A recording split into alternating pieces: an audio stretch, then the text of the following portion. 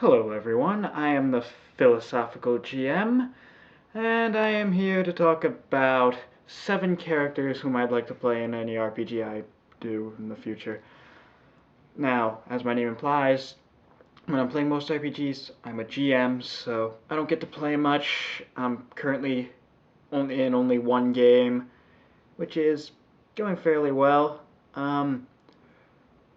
But at the same time, most of the other games I play, I wind up running, so I never get to play half of the character concepts I come up with. So hopefully one of you guys watching out there in TV land, or I suppose the more appropriate term would be internet land, will bring these characters to life on your own. And if you do, or if you've already played some of these characters, feel free to tell me about it, and because I'd like to know how you did with that kind of thing. Okay, so here's the first kind of character I'd like to play that's somewhat inspired by my love of the book, Dr. Jekyll and Mr. Hyde, and the Broadway that was based on it, Jekyll and Hyde. It was also I also thought of this idea because of the whole concept of the shadow in Wraith the Oblivion. I would like to play a character with multiple personalities. Now, how different these personalities were, just how noticeable, it would really depend on the setting. In a fantasy setting, I really wouldn't mind if it were that noticeable because I'm supposed to be weird as hell anyway. I mean, most people in fantasy settings are a bunch of murder hobos and the like. Um, I would kind of like to do that because, first of all, it's challenging to roleplay as an actor and an author. I just like to challenge myself when it comes to that sort of thing. Um, it's also just a very interesting idea, I thought. When again, my preoccupation with Jekyll and Hyde. One of the songs, which I'm actually performing at my next vocal recital, is Confrontation, in which it is literally Jekyll versus Hyde. But the thing is, there's only one actor, so it's a challenging duet for 2 actors. Likewise, I'd like to do a challenging character where I'm playing 2 people with 1 body. One. So yeah, I'd like to play a character with dissociative identity disorder, as it's called. Second sort of character I'd like to play is a ghost or spirit or astral projection or the like that can it's kind of like a poltergeist. It can only aid the party in subtle means. Why he's aiding the party, I'd have to think of various reasons. Maybe his son from his past life is is a mystery detective, and he's trying to help him solve a murder, possibly his own murder. Mostly, the main reason I want to do that sort of a character is because I love subtlety. I love anything where you you seemingly inadvertently do something, or you put a certain object in just the right place that a certain person will respond to it or something, kind of through the use of either adding clues or that kind of thing. I just love subtly doing what I need to do. Um, the third kind of character I'd like to play is an enchanter. No, he won't be named Tim. He won't have fire powers and all that other crap. I'm thinking like literally a D&D wizard who uses all of his XP instead of leveling up to make various items for the rest of the party. That being said, it will be harder to keep him alive, but his usefulness will definitely be like it'll be you can't dispute how useful that kind of character would be. I mean, just giving out wands of fireball and that kind of thing, it would be a handy character to have, especially if your party runs low on money and he starts selling the items. I'd like to do something similar to that with the fourth character I'm mentioning in this video, which is a gadgeteer. I'd like to play pretty much the equivalent of M from James Bond.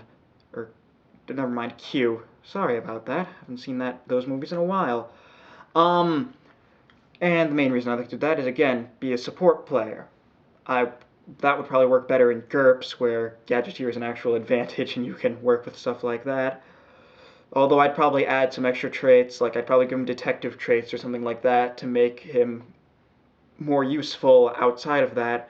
and also to ensure that he isn't constantly dying. Another sort of support character I'd like to play is a pacifistic healer, which it's an idea I've been tossing around for a while. It would really only work in a GURPS fantasy setting, which is what a setting I'm presently in. I'm playing a game where I am actually playing a bard slash rogue. It's a GURPS fantasy game, and I'm enjoying it a lot. But I would like to play sort of the pacifistic healer because you've got, especially in a GURPS system, the points you get for pacifism are out the wazoo. You could get so many traits for healing. You could really make yourself incredibly skilled at that sort of thing because of the points you regain for being a pacifist. Also, I'd kind of like to see how the rest of the party would respond to that sort of selfless character.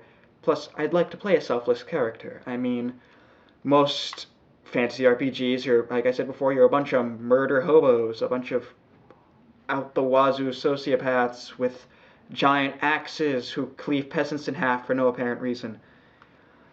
I'm sort of getting to live this one out through a friend's character. I actually suggested that he play a pacifistic healer, so he's going to be playing a nun. It's going to be very interesting, especially since my character pretty much bangs anything that walks, so I'm thinking it would be very interesting to see how they would interact. The sixth character I'm mentioning in this video is a changeling who is aiding paranormal investigators, because I saw one campaign on Role-Playing Public Radio, their actual play thing. I strongly recommend you look them up if you're interested if you have any questions about how to run games, or you want to laugh because they do some comical things, or if you want to look at their actual plays, they're just a great source for that kind of thing. One of their campaigns was a World of Darkness thing. One player was a couple of players were regular guys. One was a changeling, and another was a mage. And what wound up happening was pretty much the true fae that the changeling character had been captured by. And if you're not familiar with changeling, look it up. It's an incredible setting. I love it. The true fae he was captured by was Slender Man, and he was aiding a paranormal group in catching said Slender Man, but at the same time, he had to avoid getting caught himself. He couldn't let most of them, except a very close friend that was in the group, he couldn't let most of them know that he was a changeling. As far as everyone else knew, he was just a quirky park ranger who went missing for 6 years, I think was the length.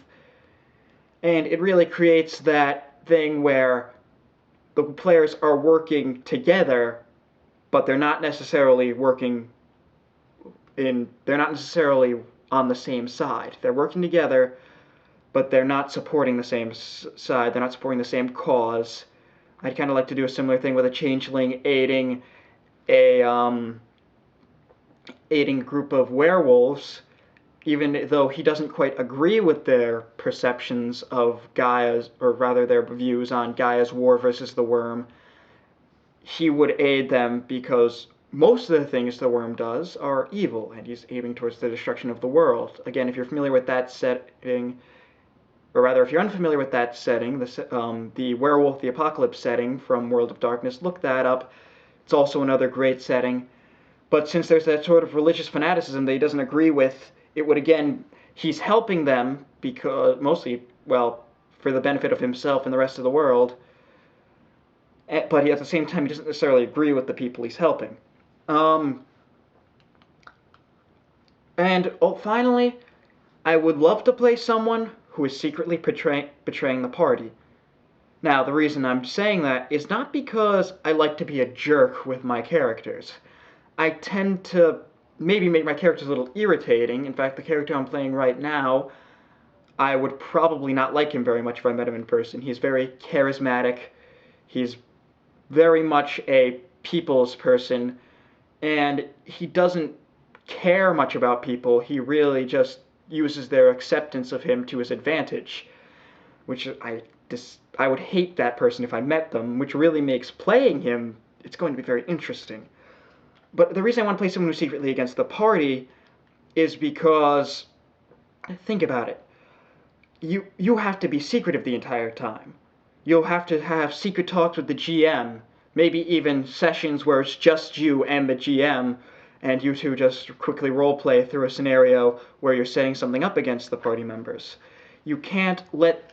It's recommended that you don't let the other PCs know, and I definitely wouldn't, because there are two players in our group that aren't mature enough for that sort of roleplay. They would be metagaming out the wazoo.